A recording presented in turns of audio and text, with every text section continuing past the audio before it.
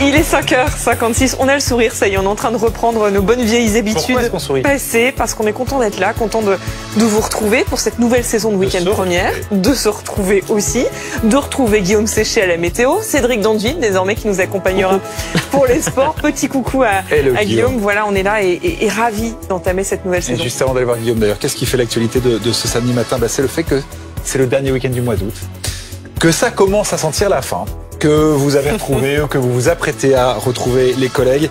Et on est allé voir quel était l'état d'esprit de ceux qui s'apprêtent à faire les valises pour rentrer au boulot. Et l'état d'esprit de la météo, Guillaume Séché?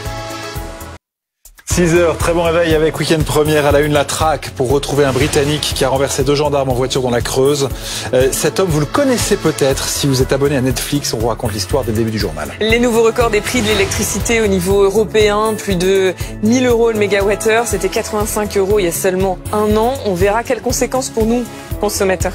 Comment faire renaître la forêt de la Teste de Buch? Le feu est désormais officiellement éteint. Une certitude, la future forêt ne ressemblera sans doute pas du tout à celle qui existait. 10 ans de travaux forcés à Madagascar, c'est la peine à laquelle a été condamné un ancien colonel de l'armée française.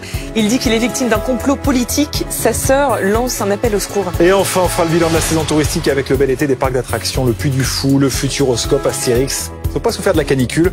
Entre 15 et 30% de visiteurs en plus par rapport à l'avant-Covid.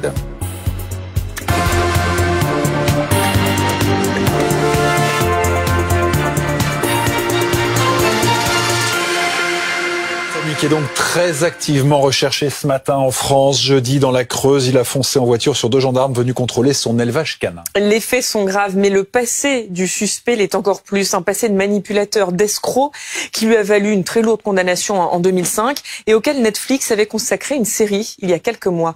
Pierre-Henri Holderbaum.